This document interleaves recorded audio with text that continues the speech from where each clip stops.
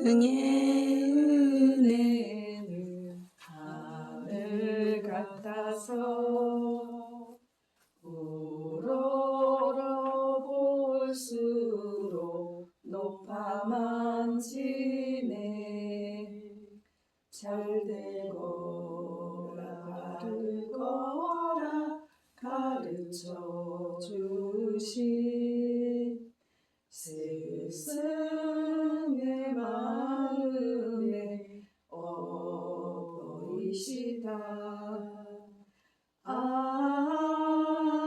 고마워라 스승의 사랑. 보답하리 스승의 은혜. 예수님 감사합니다. 고맙습니다. 뭐예요? 공부하기 학생들이 준비했어요. 건강식이네? 예. 감사합니다.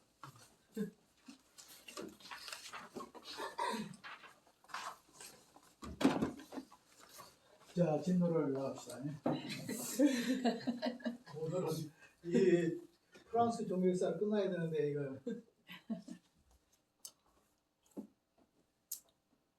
대강철칙 할 수도 없고.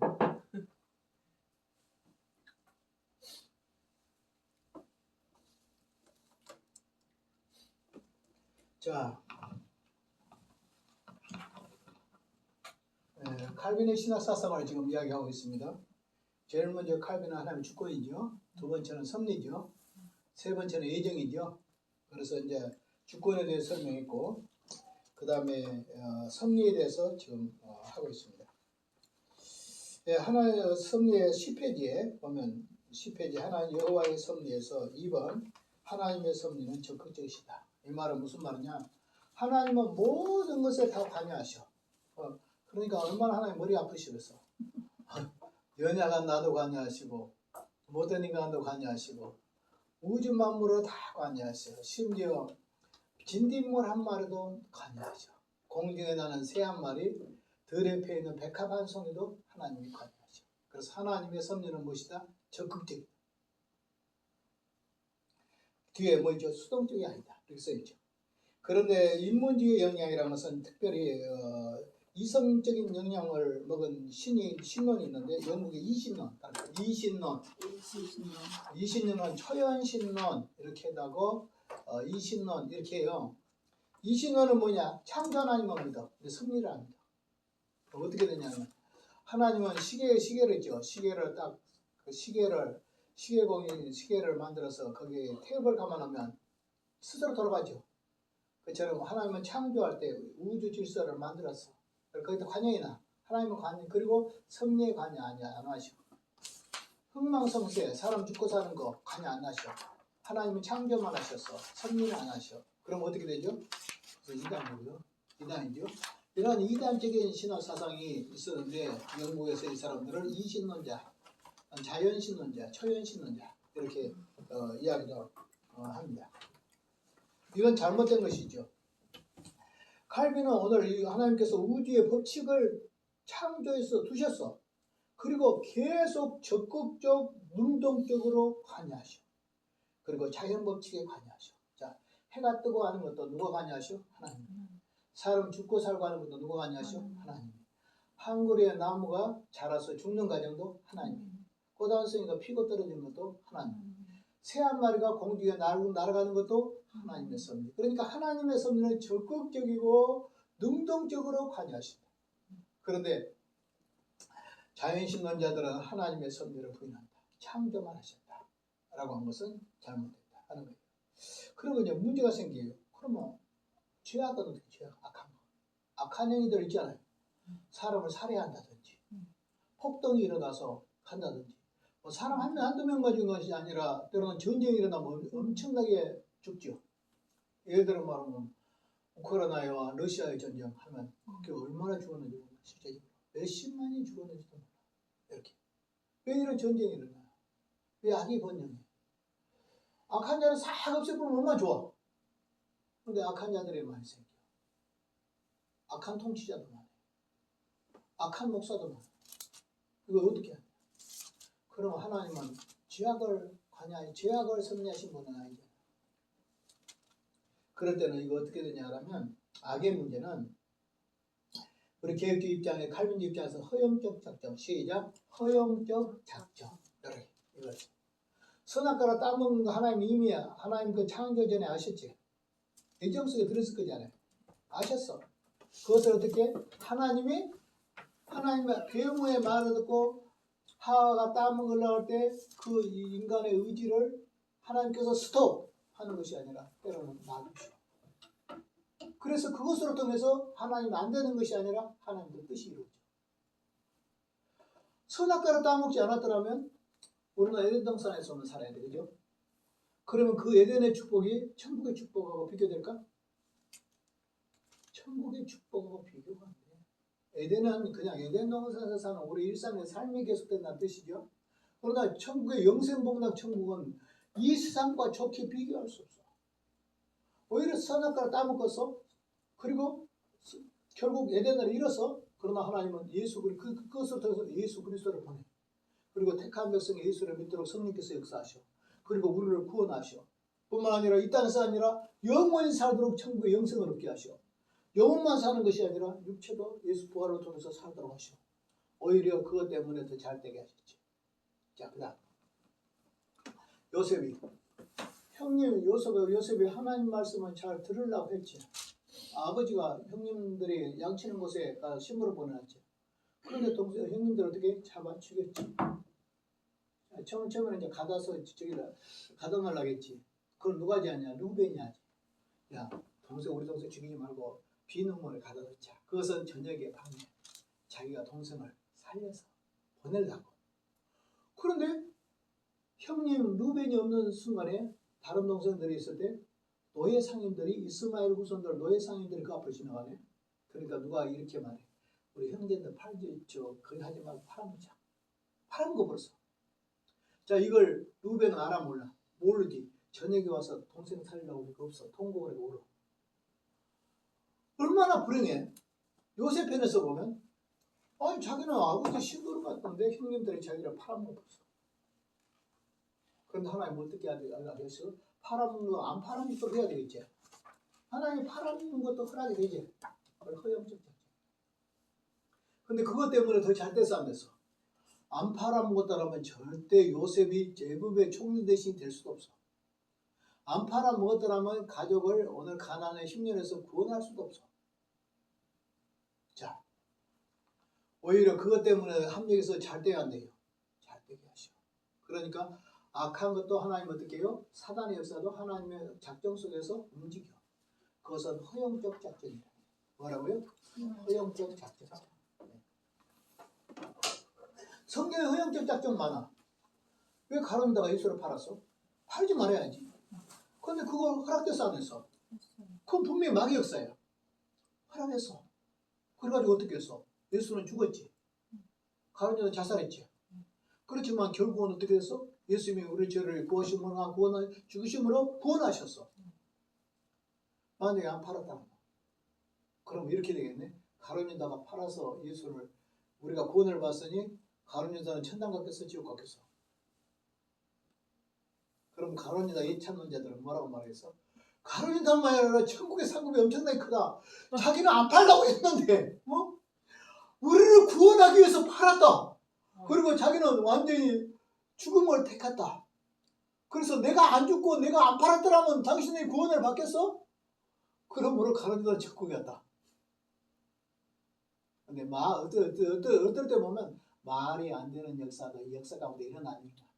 독하고 못된 놈도 일어나. 광주 사건 같은 사건도 일어나. 그런데 결국은 뭐냐? 이것을 합력해서 선이 되도록 하나님께서 하신다. 이것을 뭐라고 말한다? 허용적 작전이라고 말한다. 자, 그 다음에 이제 보면 칼빈은 하나님 여호와가 악까지도 능동적으로 자기 사용하신다. 그 목적은 하나님의 영광을 나타내기 위함이다. 그래서 바로의 마음을 강팍하게 했지. 만약에 한 번 딱 말해서 바로가 좋은 말을 해서 딱 들었으면 다음에 기적이 일어날까 안 일어날까? 안 일어나지. 그리고 이스라엘 백성들이 그 고난의 풀무불 가운데서 바울의 그 바로의 손에서 건져신 그 섭니다. 모르겠지. 그러니까 뭐냐? 사람을 강팍해 하신 도 하나님. 그러나 우리를 마음을 열어서 우리의 마음을 부드럽게 해주신 것도 하나님의 역사라. 그러니까 하나님은 모든 역사에 적극적으로 능동적으로 관여하신다. 오늘 나에게도 적극적으로 관여하실까 안 관여하실까? 우리 신학교에 올라가겠나? 안 올라고 안 올라고도 온 사람들도 있지. 안 다니려고 하다 다닌 사람도 있지. 진작 막살 내야 되는데 어떻게 지금까지 왔지? 이것이 하나님의 섭리 아닌가? 사모님이 나를 쫓아다니가지고 어쩔 수 없이 운명의 장로으로 왔다 이렇게 하는지는 모르지만은 그러나 거기에 하나님의 역사가 없이는 안 돼. 요것조차도 하나님의 역사예요. 그러니까 내가 의식하든지 의식하지 못하든지 하나님이 관여하셔. 근데 내가 의식하지 않으면 내가 맞는 수가 많이 있어. 아이고. 그러니 좋은 말 할 때 들으면 되는데 인간은 좋은 말 해가지고 별로 안 들어. 한번 생각해봐라. 웬만하면 시험 듣는 우리들이에요. 웬만하면 우리가 시험을 잘 들어. 웬만하면 시험 듣는 우리를 통해서 죽을 때까지 예수를 믿게 한 거 기적 아니야? 시험 든 거 한번 해봐. 10번도 100번도 더 많이 들었어. 시험 든 거만 보면 버려보고 싶지. 그런데 하나님 안 버리셔. 왜냐? 그것으로 통해서 예복남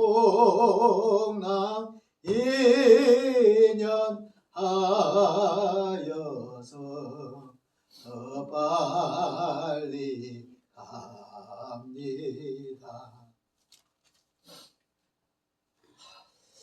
자, 그래서 칼빈 선생님은 이렇게 말하고 있어요. 하나님께서는 악까지도 능동적으로 사용하신다. 그 목적과 영광을 위해 사용하신다. 때로는 바로의 마음을 강팍해 하신 것도 하나님의 작정 속에 있다.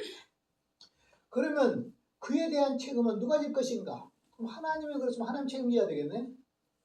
그런데 여기에 보면 말하기가 칼빈은 논리적으로 성경에서 나타내고 있는 것까지 들어간다. 그것을 칼빈은 성경을 풀어서 성경의 여기 논리를 마귀의 역사를 어떻게 유익하게 하시는가 하는 그런 원리들을 다 기록해놨어요, 안 기록해놨어요? 하나님께서는. 그 기록해놓은 것을 성경은 이렇게 칼빈은 말하고 있다. 모순을 발생하면 칼빈은 진짜 모순에 대해서 설명하면서 오늘 여호와의 하나님의 그 관계를 말하고 있다. 인간 측면에서 모순이나 하나님 측면에서는 모순이 아니야. 자, 토기장이가 그릇을 하나 만들었어. 질그릇을 만들었어. 이거 모순이야, 모순 아니야? 어떤 사람은 가서 금그릇도 만든대. 어떤 사람은 좋은 그릇도 만드는데 나는 질그릇 만들었어. 모순일까? 아니야. 하나님 편은 우리는 좋은 그릇만 필요해. 나쁜 그릇도 필요해. 필요해. 밥그릇 다 밥그릇 만들어 놓으면 다른 건 못해. 자, 밥그릇에다 쌀을 담아놓겠어요? 쌀던 곡식 그릇도 있어야 돼. 그것만 있어요? 화장실에 변기통도 있어야 돼, 없어야 돼? 있어야 돼. 쓰레기통도 있어야 돼, 없어야 돼? 다 필요해, 안 필요해요? 필요해. 그러니까 쓰레기통은 쓰레기를 담는 것이 쓰레기통이야. 그럼 악한 사람 악한 대로 필요해, 안 필요해? 하나님의 역사를 일으킬 때 하기 위해서 마귀도 하나님 쓰셔. 마귀는 누구겠어요? 마귀를 하면 간사하고 그런 사람을 또 쓰셔. 마귀 편으로. 그래가지고 교인들의 믿음을 흔들어. 그런데 마귀 때문에 망하지는 않아. 오히려 더 믿음이 좋아지고 더 기도해주고 하나님 영광을 받으시는 거지. 근데 그렇게 마귀에게 쓰임을 당하면 행복할까 불행할까? 불행하지. 그러니까 오늘 우리가 하나님께 쓰임을 당하길 바랍니다. 자, 그 다음에 이제 보겠습니다. 그 다음에 이제 예정 보겠어요. 예정. 자, 하나님 칼빈의 신학사상 세 가지. 첫째 뭐라고 했죠? 주권. 두 번째 섭리. 세 번째 예정. 예정. 칼빈의 주권과 섭리 가운데서 인간의 운명과 상태를 이야기한다. 즉 구원과 섭리를 통해서 예정이 나온다. 자, 봅시다. 하나님께서 우주를 만들기 전에 먼저 예정하셨지. 그것은 집을 짓기 전에 설계도가 먼저 나와야 되겠지. 설계도와 같은 것이 예정이다. 또 예정이나 작정이나 이런 말을 쓰는데 비슷하면서 서로 틀려. 예정은 뭐냐? 좁게 말해. 예정. 이성적 피조물들에 대한 운명을 미리 결정해 놓은 거. 이거 예정이야. 이성적 피조물은 누굴까? 인간. 그 다음에 천사. 그러니까 예정을 적용시킬 때는 누구에 해당된다? 천사나 인간에 해당된다. 그러면 그 예정 가운데서 구원하기로 예정한 사람 있고 버리기로 예정된 사람 있지. 선택과 유기라 한데 이거 천사들에게 있을까 없을까? 있어. 그러면 구원의 예정은 뭐야? 천사에게 예정은 뭐야? 선한 천사들은 거기에 해당돼. 사탄은 어떻게 돼? 버리기로 작정된 예정된 것이다. 사람도 예수 믿고 구원받기로 작정된 것은 하나님의 예정이 있기 때문에 우리가 예수를 믿어. 설교도에 따라서 짓는 거 있잖아요. 훌륭한 건축자는 설교대도로 짓는 것이 훌륭한 건축자예요. 따라서 하나님은 건축자이신데 하나님의 예정대로 우리를 구원하시고 예정대로 하나님 버리시게 돼. 이것이 바로 하나님의 예정이다. 근데 우리는 구원하기로 예정된 자요, 버리기로 된 자요. 그럼 우리가 축복 속에 있어요, 없어요? 없어요. 이것을 금이나 은으로 바꿀 수 없어. 엄청난 거야. 이건 대통령 된 것보다 더 나아. 그래야 안 그래요? 근데 이재명이 뭐 물어봐. 이거 당신 대통령 되면 나와 회개하고 어머니 신앙 따라서 권사들으니까 어머니 신앙 따라서 예수 믿는 거죠. 간판은 이렇게 써놨어. 들어가면 이재명 하면 개신교 딱 써놨어. 그런데 교회 다녀? 안 다녀. 정치적으로 이용만. 이번 한덕수 그 사람도 보면 개신교 써놨어. 그 다음에 자기 안에 누구 써졌죠? 그 안에 뭐라 했죠? 사주고 보고 관상 보고 뭐 저기 뭐 주역 보고 뭐 명리학이라 그러면서 그런 이야기 하잖아. 근데 그 사람도 보면 위에 올라가면 몇 대 한 3, 4대 올라가면 전부 다 예수 믿는 사람들. 그 사람들이 그 짓하잖아. 그래가지고 박지원이가 계속 공격했잖아요. 너희들은 완전히 미신 믿는 사람들. 그러니까 우리는 절대 그런 일 없다고 막 고소한다 그랬지. 유튜브에 봐보라고. 들어가면 뭐라고 말하더라. 그 한덕수의 그 부인이 자기 소개를 해. 나는 명리학을 했다. 그래서 난 사주 관상뿐 아니라 주역까지 보고 관상을 그리까지 다 본다. 이렇게까지 나왔어. 그래서 인생의 자기 남편이 공무원이기 때문에 공무원에 대한 그 어떤 장래에 대한 그런 것들을 이렇게 점치는. 그 예수 믿는 사람 그지다. 예수 믿는 사람. 예수 안 믿겠지. 써놨겠지. 몰라. 자기 남편은 한덕수 일본에 가서 교회 다니는가 모르겠어. 누가 그 말하기를 그 목회자가 없다 그러더라고. 거기는. 그래가지고 뭐 교수들이 따라가면서 설교가 오른다라.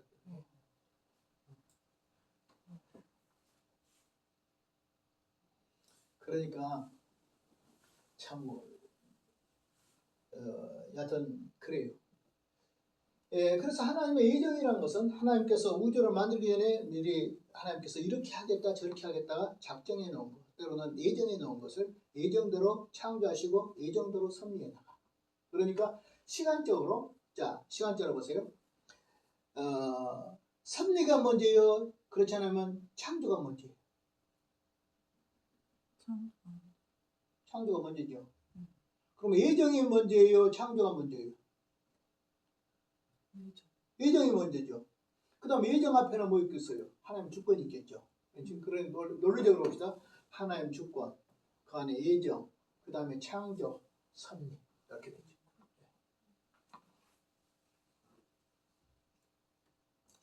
자, 그래서 칼빈은 인간의 예정하실 때 쌍방예정이 오늘 쌍방예정, 그 쌍방예정이라면 이중예정, 선택과 유기. 선택은 구원하기로, 유기는 어떻게 해요? 그대로 버려두기로. 그러니까 유기란 것은 뭐냐? 죄인을 만들어서 버린 거예요. 최저한 상태로 그냥 가만 놔둬버리면 유기. 거기서 구원해주면 오늘 예정, 오늘 선택 이렇게 되겠죠. 그런지 지금도 그냥 죄 가운데 가만히 살다 지옥 간 사람도 많아요, 안 많아요? 더 많아, 우리보다. 우리도 특별히 그 중에서 천에 안에, 우리 장로님들이 늘 기도할 때 하는 것처럼 천에 안에 만에 안에 하나님께서 창세전에 택하사, 우리를 택하셔서 이렇게 하셨다. 자, 그래서 예정은 무엇이다? 보니까 이중 예정이다. 하나는 선택과 유기로 표현된다. 어떤 이는 조건 없이 선택으로 그러 무조건적 선택, 어떤 이는 불택자로 예정하셨다. 인간 편에서는 모순으로 발생하지만 하나님 주권에서는 모순이 아니다. 누구는 택했고 누구는 안 택했나요? 그 인간이 볼 때 그렇게 되지. 하나님 편에서 아니야, 안 택한 것도 그래. 그 구원만 필요한 것이 아니라 구원 안 한 것도 필요해. 왜? 하나님 공의를 드러내. 하나님 공의, 죄의 삭선 사망이다라는 죄로 심판받는다는 공의를 드러내. 복음은 예수 믿고 천당 가는 것만 복음 아니야. 믿지 않으면 지옥 가는 것도 복음이야. 복음을 믿지 않으면 지옥 가. 그래, 지옥 가는 복음이야, 이거. 근데 우리는 믿으면 구원받아. 그럼 구원에 이르는 복음이야. 복음은 증거해야 돼. 어떻게? 두 개를 다 증거해야 돼. 예수 믿고 천당 갑시다. 예수 천당. 그다음 안 믿으면 불신 지옥. 이 두 개가 전해져야 돼. 구원은 하나님의 사랑을 드러내. 그렇지 않아? 그런데 지옥 심판은 뭐예요? 공의를 드러내. 그러니까 하나님의 전능하심은 사랑에만 나타나는 것이 아니라 공의에도 나타나. 지옥 가는데도 하나님의 공의가 드러나고 능력이 나타나. 구원받는데도 하나님의 공의와 사랑이 나타나.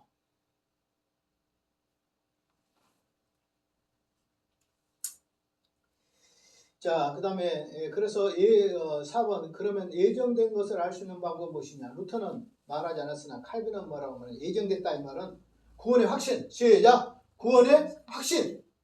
난 택한 백성이야. 내 마음으로 믿어줘. 믿어지 안 믿어줘. 나는 하나님이 아니야. 믿어지 안 믿어줘. 확신. 내 오늘 죽으면 천당 가. 믿어지 안 믿어줘.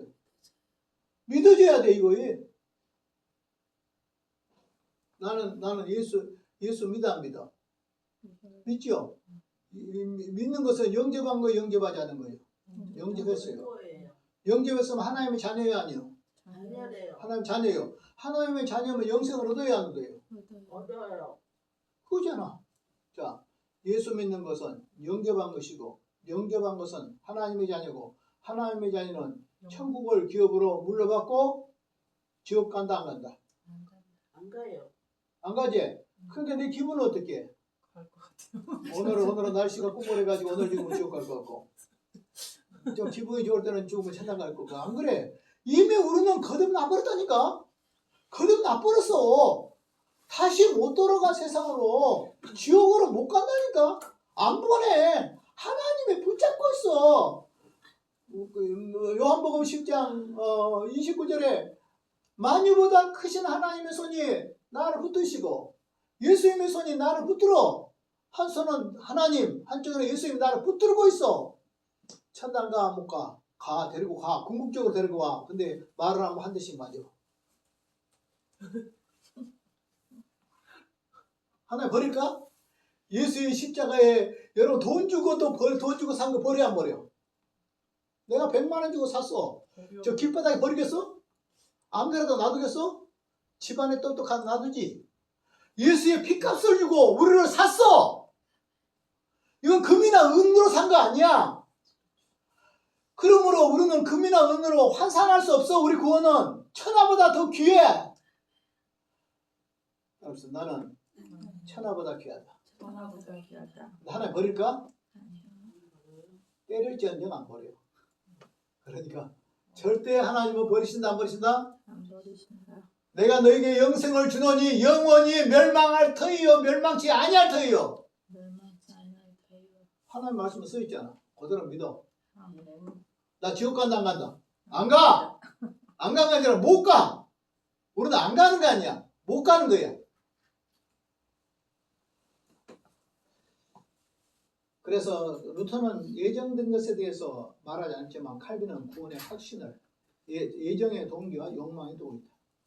이 신득이 믿음으로 구원을 받는 것을 생각할 때 힘이 하나 믿음을 통해서 확신을 가질 때 예정된 자는 그 소명을 갖게 되고 말씀 플러스 믿음으로 유효적 소명을 받는다. 그러니까 어떻게 하나님이 성경에 예수를 믿으면 구원받는다 했어. 그래서 예수 믿었어. 예수 믿으면 내가 하나님 자녀가 되었어. 하나님의 자녀가 된 것은 무엇으로 됐다?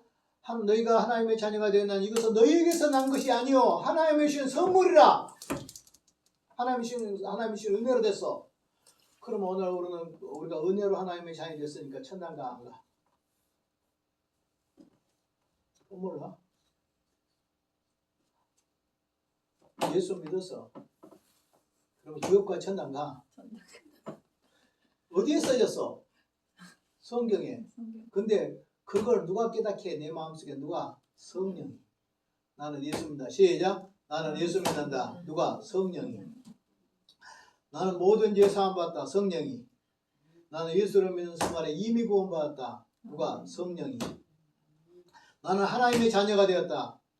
성령이. 아멘. 우리 안에 예수님이 계신다. 성령이. 아멘. 나는 예수 영접한 자다. 성령이. 아멘. 나는 하나님의 자녀다. 성령이. 아멘. 그러므로 나는 천국 간다. 성령이. 아멘. 그런데 왜 또 쭉 간다?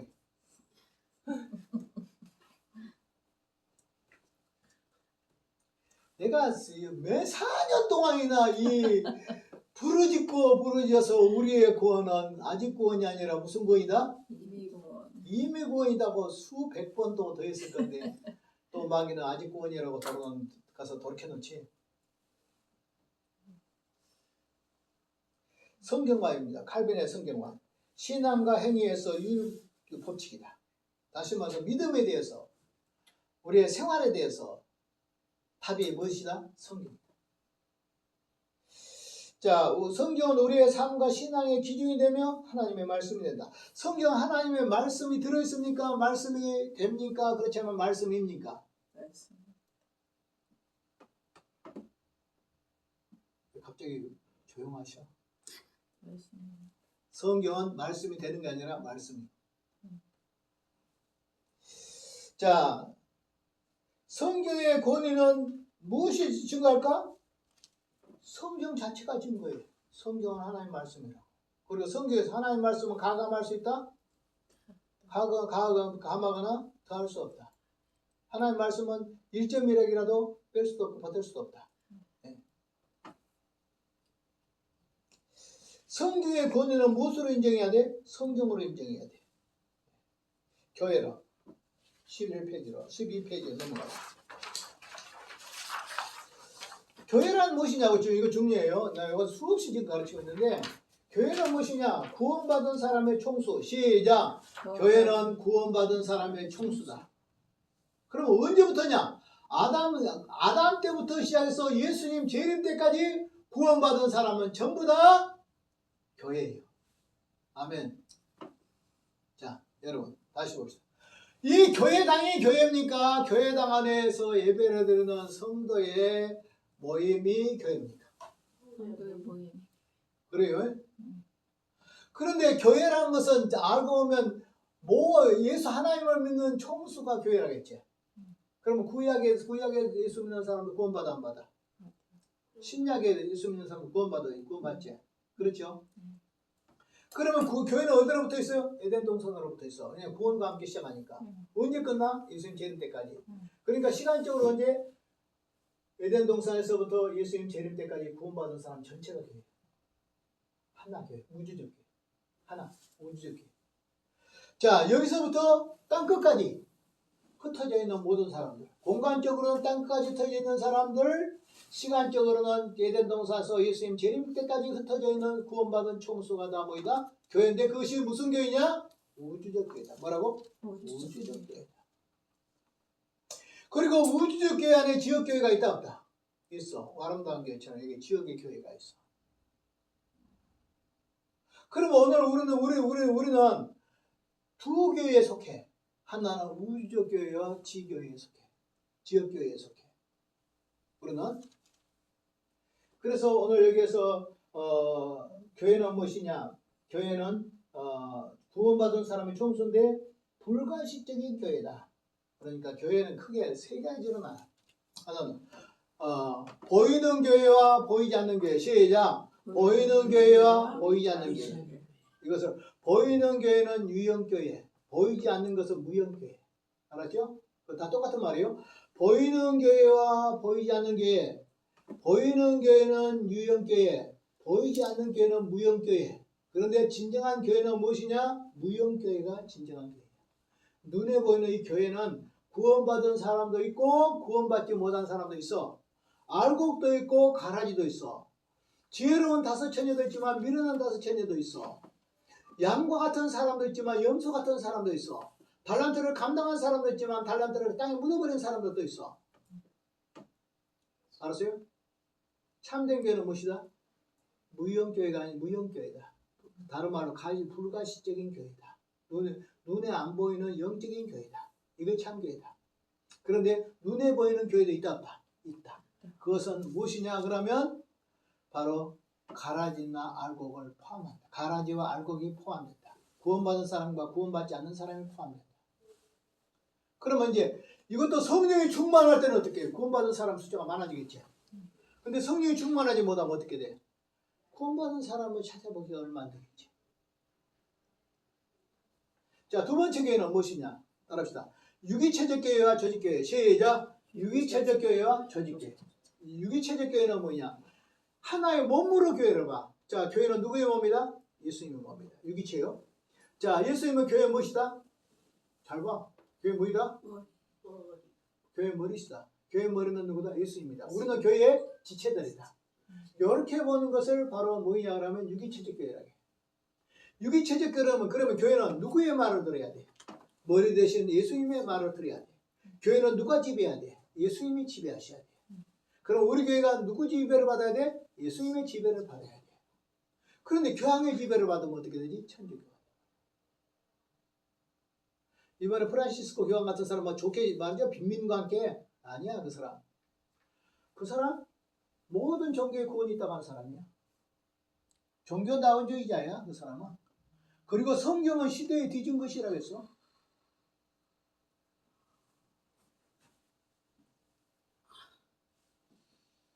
그 사람은 우리들의 신학에서 완전 자유주의 신학이야. 성경을 부인하면 돼 안 돼? 예수 그리스도의 속죄의 은총을 그것을 일반 사람들은 다 주어졌다고 하면 돼 안 돼? 안 되지. 예수 믿는 사람은 구원받는 거지. 그런 천주교는 잘못됐어. 왜? 교회 머리가 교황이니까. 성공회, 앵글리칸 처치. 자, 성공회는 머리가 누구야? 영국의 왕이야. 영국의 왕이 교회 머리야. 되겠어 안 되겠어? 안 돼. 잘못됐어. 자, 감독교회가 있어. 감독교회는 뭐냐? 감리교나 구세군이나 이런 데야. 그런 데는 누가 머리야? 감독이야. 감독이 머리인가? 아니지. 그러면 우리 교회 머리는 누구다? 예수님이시다. 그리고 우리는 예수님의 몸이다. 이거 유기체적 교회다. 이거이다 교회는. 그 다음에 뭐이냐? 그 다음에 이거이. 조직교회라네. 조직교회. 조직교회란 말은 무슨 말이냐면 목사는 성교 초대교회의 그 조직을 그대로 가지고 나와야 돼. 그러면 교회 직분 있죠.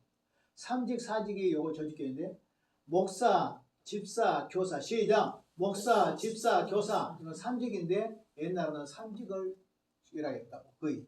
그런데 칼빈 선생님이 장로를 세우고 나고 그 앞에 마틴 부처 선생님은 4직이라고 했어. 4직은 뭐냐? 알았다. 목사, 장로, 집사, 교사. 시작. 목사, 장로, 집사, 교사. 4직. 이 제도를 가지고 있는가? 그럼 오늘날 대부분 다 가지고 있어. 3직 직분을 주장한 사람들은 침례교라. 침례교는 목사, 장로 없어. 집사, 교사. 이것만 있어. 근데 침례교를 빼놓고 감리교, 장로교, 순복음 전부 다 성교교 다 있어 없어? 자, 목사 있어 없어? 있죠? 장로 있죠? 집사 있죠? 교사 있죠? 그러면 성경이 없는 직분들이 많아. 그거 뭐일까? 전도사 없잖아. 강도사 없잖아. 권사 없잖아. 권찰도 없지. 이것은 교회가 편리해서 만든 직분이야. 그런데 사실 알고 보면 권사가 무엇에 해당되냐면 여자 집사에 해당돼. 여자 집사. 그리고 안수 집사는 안수해 안 해? 하죠. 목사도 안수하죠. 전도사 안수하나요? 안 하죠. 강사 안수하나요? 안 하죠. 목사는 안수해 안 해요? 하죠. 목사 안수하는 직분은 세 가지밖에 안 돼. 목사, 장로, 안수 집사. 그런데 여자는 어떻게 할까요? 안수할까요? 안 하죠. 안 하고 세운 집사가 뭐예요? 알고 보면 이것이 바로 지금 권사님 정도는 안수 집사 이 정도, 여자 안수 집사 이 정도 수준. 근데 안수 권사라는 거 없어. 그러나 우리나라에서 생깁니다.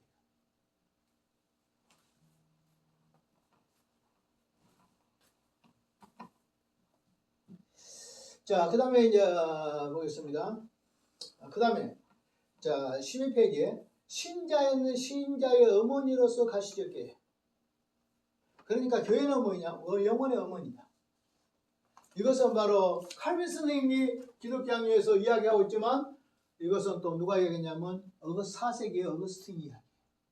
그것보다 더 오래된 것은 키프리안이라는 교부가 또 이걸 이야기해요. 따라 시작. 교회는 어머니다. 시작. 교회를 어머니라 하지 않는 자는 하나님을 아버지라 할 자격이 없다. 시작. 교회를 어머니라고 하지 않는 자는 하나님을 아버지라고 할 자격이 없다. 라고 한 사람이 키프리안이라든지 어거스틴이라든지 칼빈이 이렇게 이야기를 했어요. 왜? 우리는 교회에서 예수를 믿어. 그리고 교회에서 거듭나. 교회에서 증거된 복음으로 교회에서 살아. 그래서 우리가 천당 갈 때 교회에서 가. 그러므로 우리는 교회는 나의 어머니와 같은 것이다. 이렇게 말하고 있습니다. 그 다음에는 어떠냐면 오늘 교회는 지역교회와 지역 단위의 교회를 말하고 말씀과 성례를 두고 오늘 해야 돼. 교회는 뭐다고? 말씀 성례. 성례는 세례 성찬. 가시적인 교회는 양과 이리가 섞여 있다 없다? 섞여 있어. 가짜가 진짜가 섞여 있다. 교회 기능면은 기능면, 말씀 선포, 성례전 이렇게 생각할 수 있어요. 참된 교회는 주의 말씀이 선포돼야 되고 말씀이 가르쳐져야 된다. 교회는 은혜의 수단이라고 할 수 있는 성례, 즉 세례와 성찬이 반드시 생겨야 된다. 그리고 권징이 교회가 해야 된다. 그러므로 교회는 칼빈이 말한 교회는 세 가지 따릅시다. 말씀 전파, 말씀 선포 해보세요. 말씀 선포, 그 다음에 성례 시행, 그 다음 권징. 이거 아주 칼빈이 중요하게 얘기하는 거예요. 종교학자들이 중요하게 얘기하는 거예요. 그래서 성례가 오늘날 바로 돼야 되지. 말씀 선포는 얼마든지 나와. 새벽에도 말씀, 낮에도 말씀, 설교도 말씀, 가정신방에도 말씀인데 성례는 한 달에 1년에 2번밖에 없지. 그러니까 우리나라는 성례가 회복돼야 돼. 말씀도 회복돼야 되는데 성례가 회복돼야 돼. 왜? 성례는 은혜의 수단이요. 그래서 성례는 뭐라는 줄 아세요? 하나님의 복음인 이 말씀을 무엇으로 가시화시킨다, 표현을 할 때 어디까지 나가냐? 마리아상 못 가. 천국에 마리아상까지 가버렸지. 예수상 못 가. 천사들 형상 못 가. 어디까지 가냐?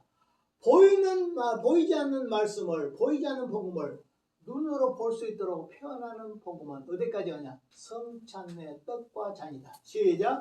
성찬의 떡과 잔. 그래서 성찬의 떡과 잔은 무엇이냐? 보이는 말씀이다. 보이는 복음이다. 시작. 성찬의 떡과 잔은 보이는 말씀이고 보이는 복음이다. 아시죠? 그러니까 얼마나 은혜로워요. 성찬은 매우 중요한 거예요. 성찬은 자주 해서 칼빈 선생님은 매주 했으면 좋겠다고. 근데 제너박교회는 그것을 강조하니까 칼빈을 쫓아내버렸죠. 오늘날 우리 장로교회 칼빈주의잖아요. 그러면 성례를 되도록 많이 해야 돼. 근데 안 해. 왜 안 하지? 성례에 은혜 받는 법을 잃어먹어 버렸어. 성례가 할 때마다 은혜가 된다 그러면 하겠어, 안 하겠어? 하겠죠. 성례가 형식이 된다는 뜻. 형식이. 세례도 형식이 돼버리고 성찬의 떡과 잔도 형식이 돼버렸다 이 말이에요. 나는 생각할 때 성례가 회복돼야 된다고 생각해요. 제일 문제는 한국교회는 말씀의 회복이 또 중요하지만 말씀에 못지않게 회복돼야 될 것이 성례 회복이라고 생각해요. 그 다음에 권징은 뭐냐? 우리가 죄를 지으면 책망을 해야 돼. 벌을 줘야 돼. 어떻게 벌을 주지? 처음에 개인적으로 권면해. 두 번째 두세 사람이 권면해. 마태복음 18장에. 세 번째는 교회 이름으로 권면해. 교회 이름으로 권면하지 않으면 쫓아내. 출교. 쫓아내기까지. 자, 그러면 교회에서 권징을 왜 하냐? 그러면 회개시키기 위해서 해. 그 사람 회개하고 돌아오라고 해. 목적이 뭐이다? 회개. 그러면 회개하면 누구의 영광인데? 하나님의 영광이지. 하나님의 영광을 위해서 해. 자, 권징은 무엇을 위해서 한다고? 그 사람의 회개와 두 번째 하나님의 영광과 세 번째는 죄의 오염을 막아낼 수가 있어. 이 사람이 죄를 지어. 가만 놔두면 이 사람 또 죄를 지어. 이 사람이 또 이 사람 죄를 지어. 그러면 교회가 죄악이 퍼지겠지? 그러면 교회가 썩어져가는 교회가 되겠지? 이것을 막기 위해서 딱 권징을 하는 거예요. 그럼 권징은 두려워야 돼. 그렇죠? 여기서 권징하면 다른 교회를 가면 돼, 안 돼? 안 돼. 받아주면 안 돼. 만약에 받아주려면 거기서 해바라고 돌아올 때 받아줄 수 있어. 오늘은 권위인가 안 한다. 자, 그 다음에 국가입니다. 이제 교회와 국가가 나요. 칼빈은 국가 간이 루터와 좀 다르다. 루터는 정부는 시민의 질서와 그 다음에 행위의 기관이다. 이것은 아래로부터 나온다. 교회는 영혼의 영생에 관한 정보다. 하나님으로부터 나온다. 그러니까 루터도 두 권세를 인정해. 세상 권세, 땅으로부터 나온다. 세상으로부터. 그 다음 교회의 권세, 하늘로부터 온다. 근데 칼빈은 어쩐 줄 알아? 땅의 권세도 하나님이 주신 것이고 하늘의 권세도 하나님이 주신 것이다. 교회도 하나님의 영역이고 세상의 국가도 하나님의 영역이다. 맞아 안 맞아? 로마서 13장에 뭐 권세는 다 하나님으로부터 나왔다고 이렇게 써 있죠. 루터는 이걸 구별했어. 교회는 하늘로부터, 그 다음에 세상 국가는 땅으로부터, 세상으로부터. 칼빈은 교회나 국가나 다 하나님으로부터 권력이 다 나온다. 이렇게 말했어. 그래 국가가 틀려요. 루터하고.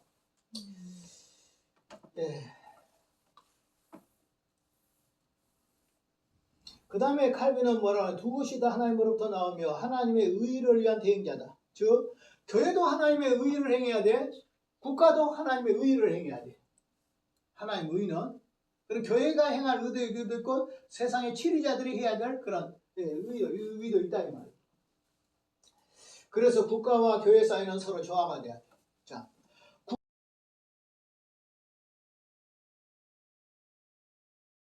해가지고 교회를 1만 교회로 떨어뜨렸어. 기독교인들 40%를 주장쳤어. 누구라고 말 안 하지만 코로나 시대에 정치하던 사람. 그건 누가 관여한 거예요? 국가가 교회를 관여한 거야. 그런데 때로는 교회가 국가를 관여할 때도 있어. 옛날에 보면 해방신학, 민중신학 이렇게 할 때 김영삼, 김대중 그 이전에 박정희 대통령이 있어. 그럴 때 막 교회가 가지고 신학생들이 가서 데모를 해가지고 막 관공서 차에 불질러 부르고 막 그렇게 해서 그것은 교회가 국가를 관여해도 돼야 안 돼? 안 돼. 어떤 사람은 어떻게 생각할까? 나는 조금 이 말을 상당히 조심스럽지만 세이브 코리아니 뭐 이런 거 해가지고 교회가 너무나도 국가의 정치에 많이 관여를 한 것 같아요. 너무 뭐 전광훈 목사 이런 분들도 훌륭한 점도 많이 있지만은 너무나 교회가 정치를 관여하려고 있어. 이것도 위험해. 왜 위험하냐 하면 정치는 바뀌어. 정권 바뀌어 안 바뀌어? 한 당에서 계속 지배한 거 아니잖아. 그러면 교회를 저 정당을 교회에서 밀어줬다든지 반대를 하면 반대 정당이 나올 때 어떻게 되지? 교회를 향해서 복수를 해. 나는 제일 두려운 것이 이거야 지금. 이재명이나 이런 사람들이 내가 대통령 내가 뭐 나는 원치 않지만 그 사람들이 대통령 된다고 해서 하나님 주권이라면 될 수 있어. 그러나 문제는 뭐냐면 교회가 이렇게 세이브 코리아 하면서 막 이렇게 해놨는데 이제 만약에 그쪽으로 정권이 넘어갔다. 그러면 우리는 어떻게 돼? 교회는 어떻게 비판을 받아? 반드시 비판해. 반드시 그 사람들 따르는 몇 교회만 나온다 해서 그 사람들 늘 하는 말. 저기를 따르는 몇 교회 카톨릭이야. 하나는 성공이에요. 하나는 기장 같은 교회예요. 하나는 자유주의 교회들. WCC에 속하는 그런 교회들. 나머지는 피바다 돼.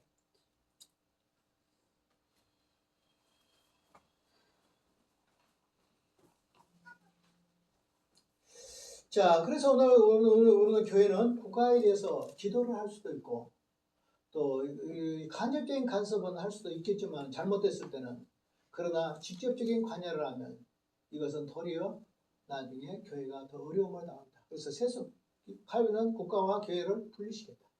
그래서 교회가 할 수 있는 데가 국가로 해서 어느 정도까지 해야 되는가 구별이 있어야 되고 국가가 교회를 향해서 함부로 관여하면 안 되겠지. 그런데 그것도 한계가 있어야 돼. 그래서 서로 조화를 이루어라. 이것이 칼빈이 말하는 거예요. 자, 칼빈주의를 쭉 이야기를 이제 하겠습니다. 11페이지입니다. 칼빈의 신학사상의 신학사상을 따르는 종파를 향해서 칼빈주의를 하게. 칼빈의 가르침을 따르는 것. 칼빈이 성경을 해석한 것에 따라서 정치와 사회와 경제와 문화와 모든 면을 관여해서 적용하는 것이 칼빈의 신학. 신관은 무엇이냐? 신관. 신의 인간에 대한 포괄적인 신학 체계를 말하고 있다. 하나님 주권 사상이 제일 많아. 칼빈은 하나님에 대해서 하나님 주권 사상. 칼빈주의는 칼빈의 종교 철학만 강조한 것이 아니라 성경에 근거한 것이다.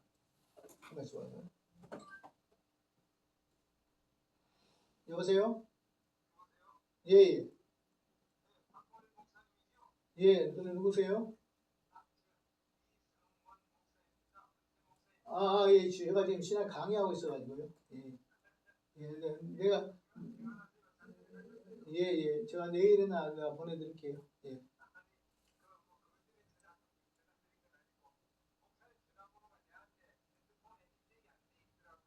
예, 예.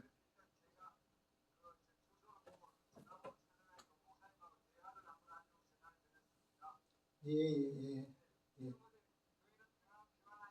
예, 지금 제가 신학교에서 강의를 하고 있거든요. 예.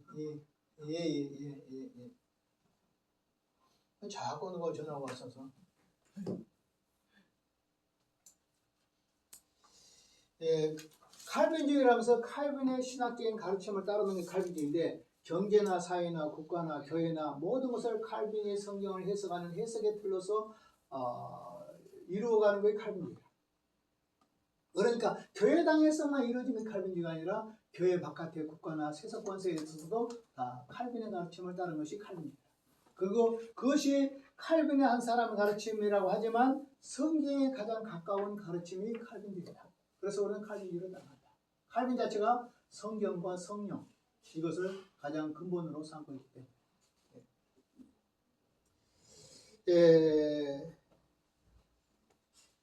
그 다음에 넘어가서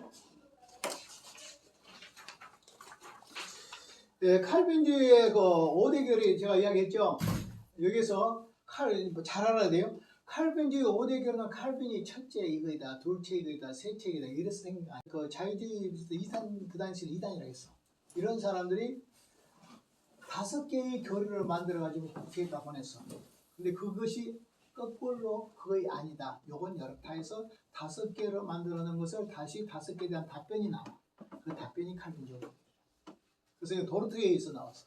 이거 잘 알아야 돼요. 칼빈이 가르친 내용이지만 칼빈이 5개를 간추려놓은 것이 아니라 후대에 도르트회의에서 하란의 네덜란드의 도르트회의에서 알미니안주의들이 나와서 5개의 교리를 만들어가지고 올려놓으니까 그거이 아니다 라고 해서 5개의 교리에 상징한 것을 답변으로 다시 만들어 놓은 것이 칼빈주의다.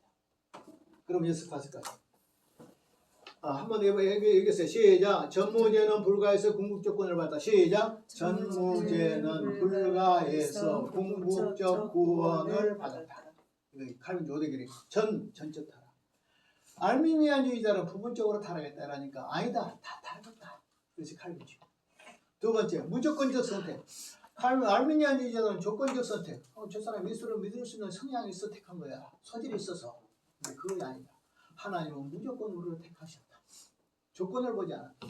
세 번째, 알미니안주의자들은 예수님은 전 인류를 위해서 죽으셨다.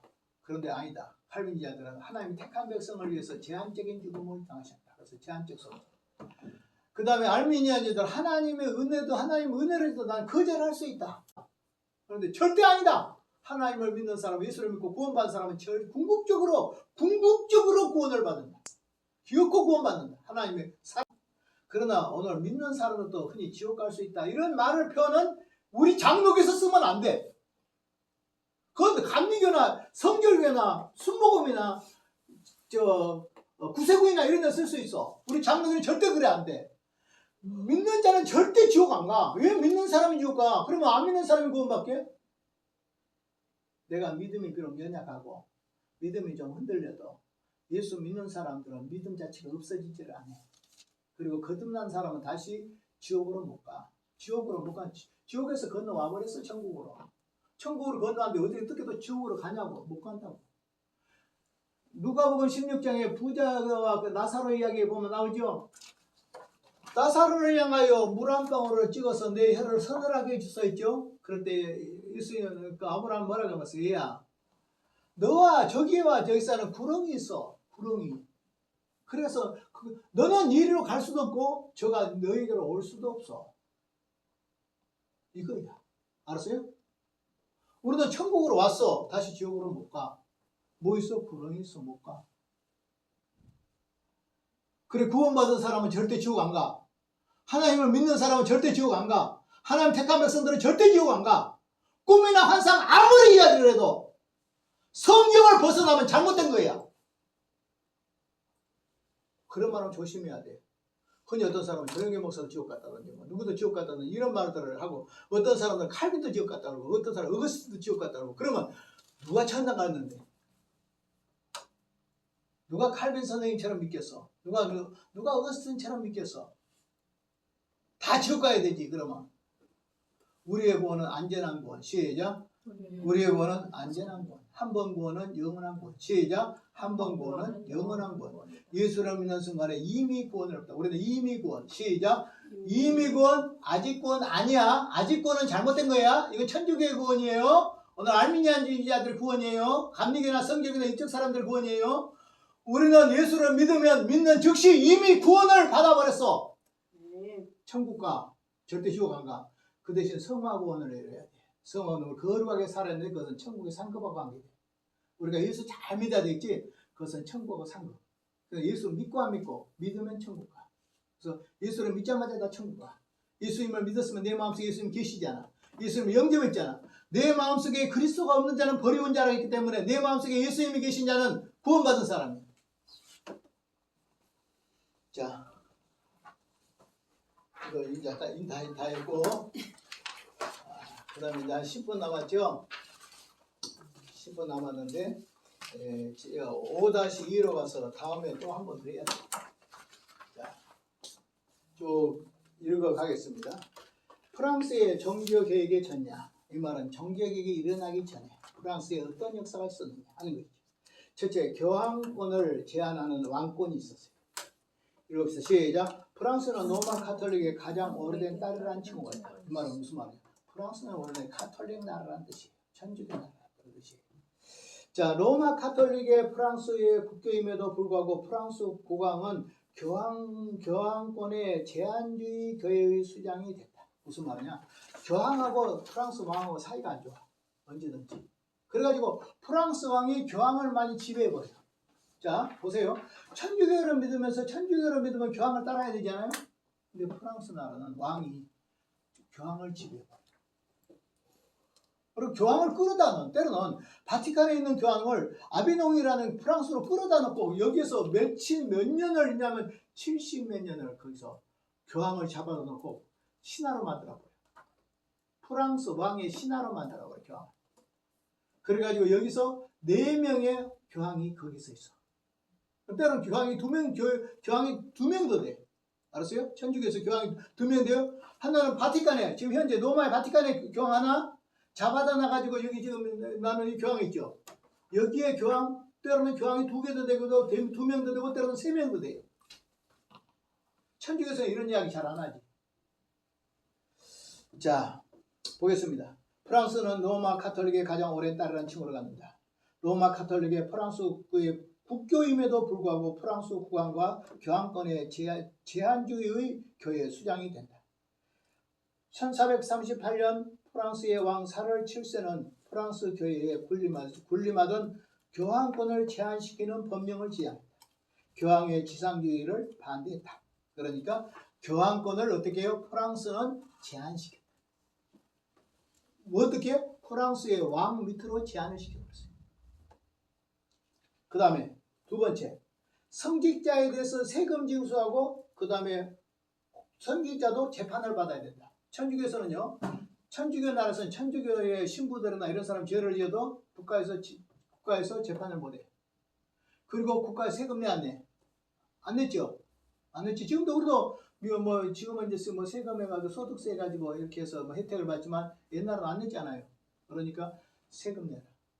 국가의 왕도 프랑스의 사제들도 죽여나 누구도 죄를 지으면 재판합니다.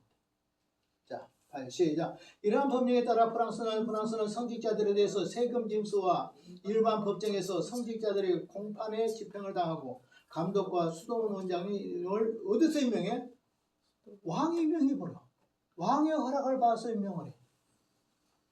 그러니까 교황보다 더 높지. 이런.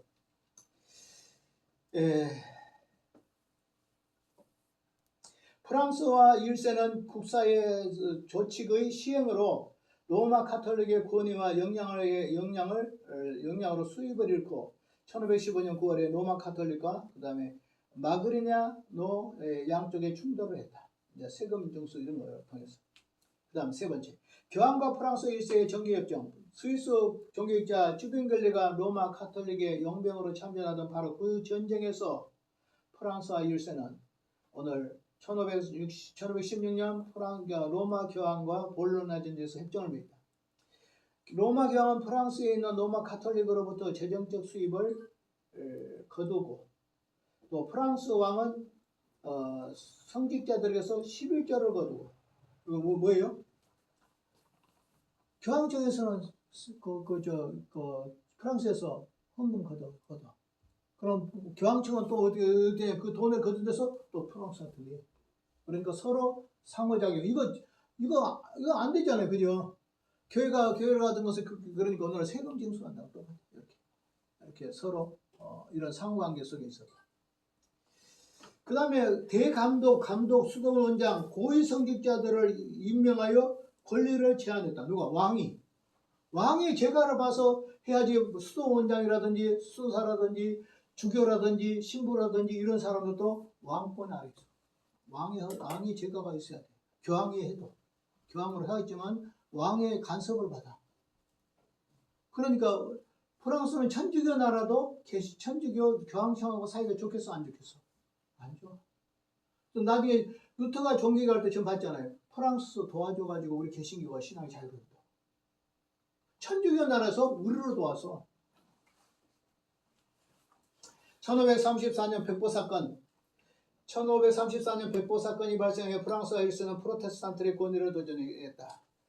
프랑스 종교의 개혁이 시작에 어렵게 됐다. 앙리 2세는 며느리 카타리나와 대메디치 시대에 프랑스의 철저한 로마 카톨릭주의를 지지했고 프로테스탄트를批判했다. 이 저항하는 이그너파들은 그 다음에 프랑스와 1세를 이단 척결하는 미망을 해서 종교재판을 시작했다. 그러니까 뭐냐면 그냥 우리 천주교 잘못됐어. 우리 개신교 칼 루터의 주장들을 막 써가지고 100%로 붙여버려. 그것도 어디 그냥 왕의 침실 가까이다 붙여버려. 그러니까 막 교육자들이 이제 막 일어나니까 그걸 가만히 두겠어? 왕이 잡아서 개신교들을 막 죽이지. 처음에는 이제 뜨거운 열정에서 했겠지. 이것을 가서 왕이 사는 그 궁궐에도 갖다 때려 붙여보고 막 그랬으니까 벽보를 해가지고.